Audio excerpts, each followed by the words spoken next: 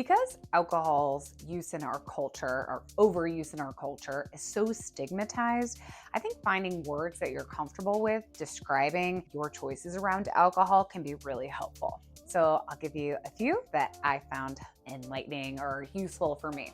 So I really didn't like the word sobriety because to me, the opposite of sobriety, alcoholism, and I just didn't want that label for myself. So you could use terms like alcohol free or low alcohol, or I like for obviously a mocktail is a great term. You could also use alcohol free cocktail or spirits or drinks sans alcohol. So I was at a restaurant recently and I was looking through a menu with alcoholic drinks, which I like to do. And I like try to pick apart ones that I can maybe make alcohol free and make a mocktail. But I was like a little bit nervous to like ask the bartender what I wanted. And it was with my nephews, they were drinking Shirley Temple. So I had this like virgin kind of word in my head because we used to like, that's what we ordered kids and we went out to eat it Fridays, right? Like the kids got a virgin strawberry daiquiri. So I say to the bartender, I'm like, hey, can you make this blackberry margarita virgin? And he was like, you mean like a mocktail? And I was like, yeah, like a mocktail. So I think ultimately you have to find the language that you're comfortable using, but you might be surprised at how accommodating people are. And the way that you feel about a certain word or a phrase could be totally different than other people. And that's why we also want to talk about maybe instead of saying like alcoholic, we call it alcohol use disorder to maybe start to do our part to bring down the stigma a little bit with it, because alcohol is an addictive substance and anybody can become addicted.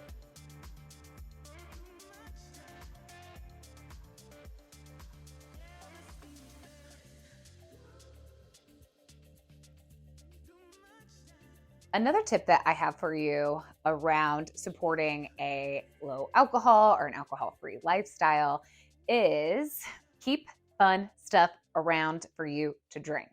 You deserve something special. So I think a lot of people that like glass of wine while they make dinner or that drink when they get home or that nightcap, sort of those places where you would normally like have inserted a drink or is to have some fun alternatives on hand that still make you feel like you're getting something special.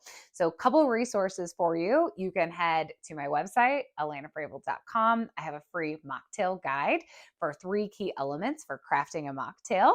And I also have a full series on how to put together some resources for things to have at your home to build a wonderful mocktail so that you can still feel like you're getting something special and you're not mixing out.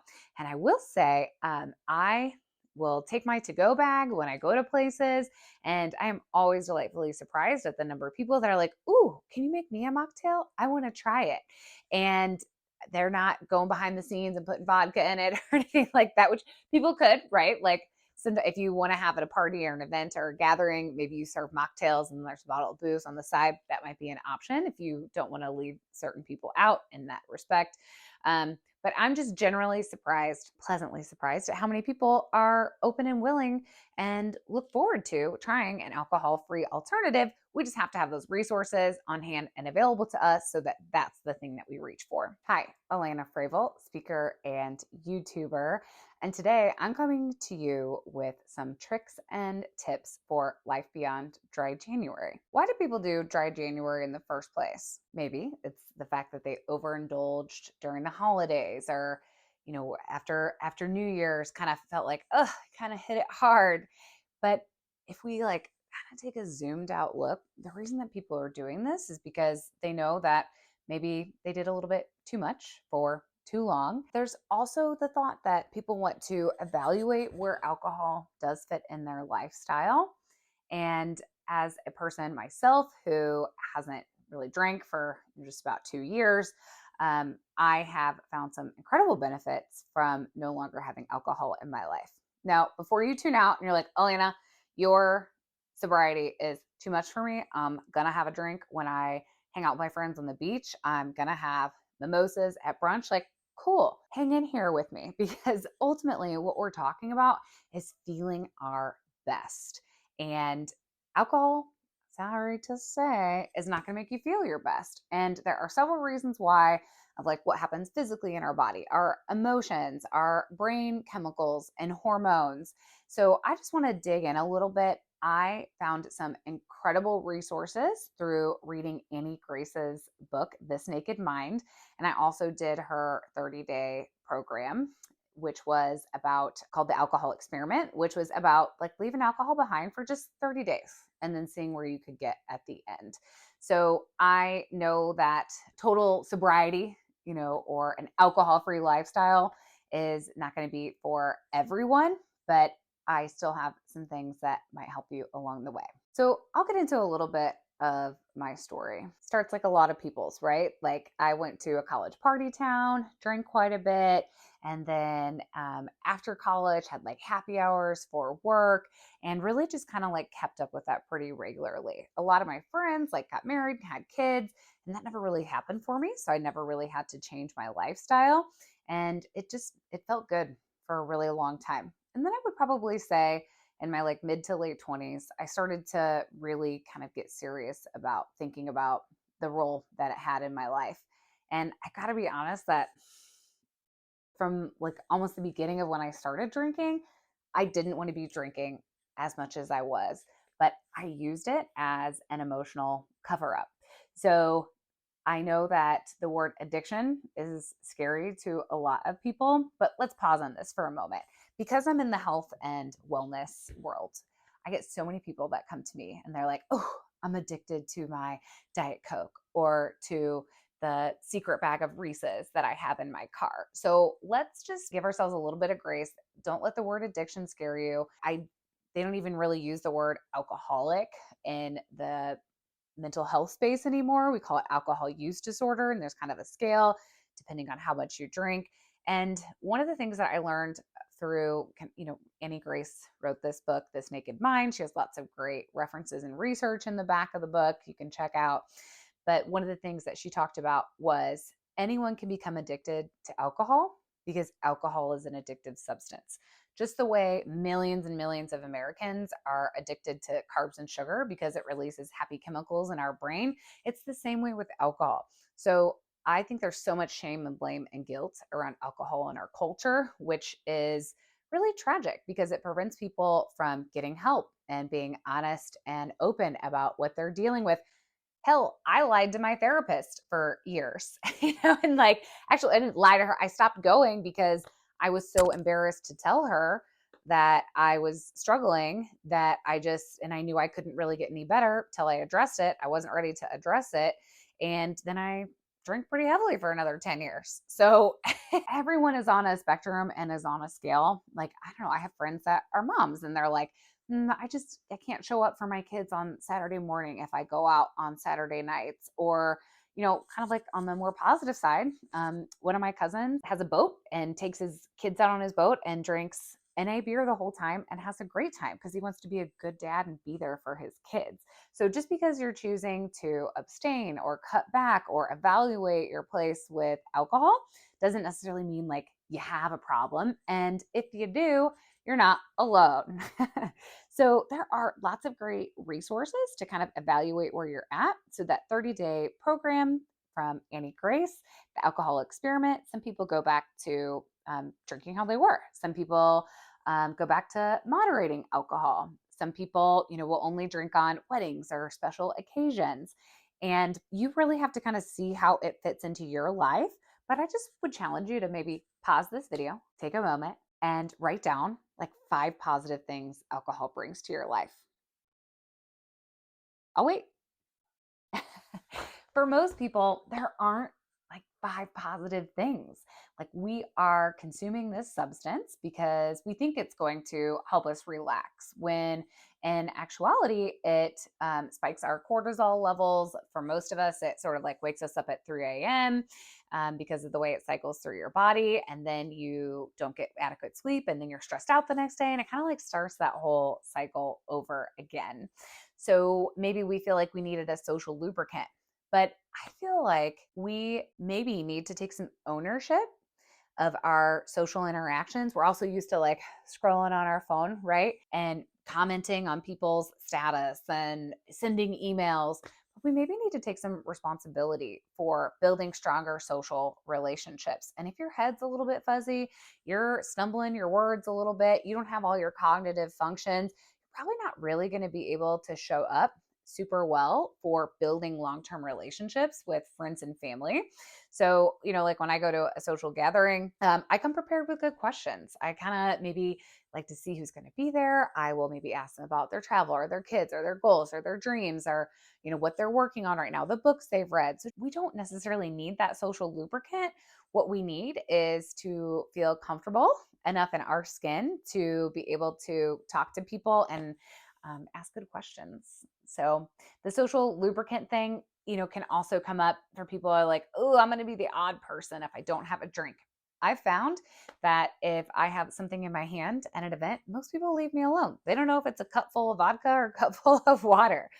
I will also like bring my own bag, and I'm never afraid when I'm done. Things are getting weird. I can see things getting a little drinky poo. I will head out the door. I'll give an Irish goodbye and just walk right out.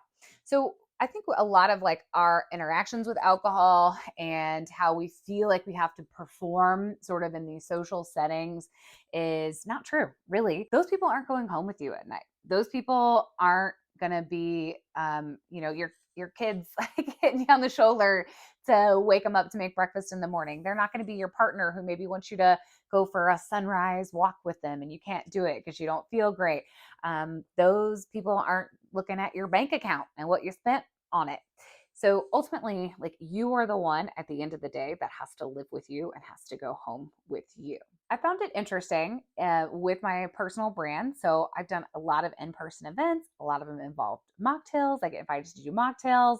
You can check out my blog. I have some great recipes, and I have a whole series on making mocktails here on my YouTube channel. But what I have found is I'm surprised at the number of people that don't drink, especially women, who feel the social pressure or are looking for alternatives when they go to places. And I just want to say, like, if you feel like you're alone, you're probably not. If you're a person that doesn't want to drink as much, or you're a person that wants to cut back. And, if you find yourself in social settings where you do feel pressure to drink, or you're like, I can't go to that place without drinking. Like for a while, I was like, I could never do karaoke without drinking. I've done karaoke sober since then, and it's still been fun. But, you may have to remove yourselves from those situations for a while. But again, at the end of the day, you get to live with you. One of the things that has come up around like life beyond dry January and maybe living a little bit more of an alcohol-free lifestyle is people are like, what do you do for fun? Because really, alcohol is everywhere. It's at the zoo, it's at kids' sports games, it's at the art museum, it's at every gathering. Moms are bringing it to soccer games or like their little wine mug. So what does our free time look like without alcohol? I can tell you, at first, for me, it was easier to sort of like to stay home. I got home from work. I actually did have to kind of like change my routine so that I wasn't kind of like triggered by the same things. Normally I would come in, I'd get a cup, I'd grab some ice, I'd make a drink, and I would chill. So I had to kind of change up my routine when I got home. So when I got home, I actually did like a little 5-minute exercise routine to kind of like energize me for my work day. And my evening routine changed. Like I started showering at night to kind of take up some time instead of in the morning.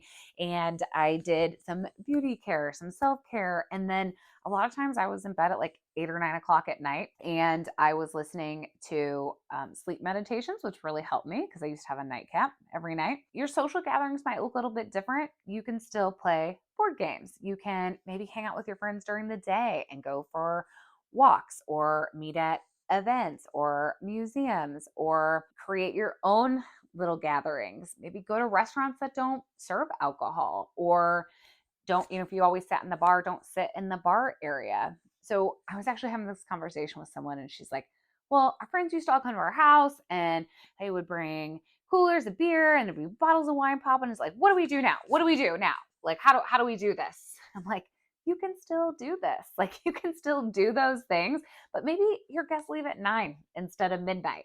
And maybe you have to have some like games or activities for them. Or maybe, you have an interactive food thing like fondue or something instead of like just grab and go appetizers, some sort of activities like that.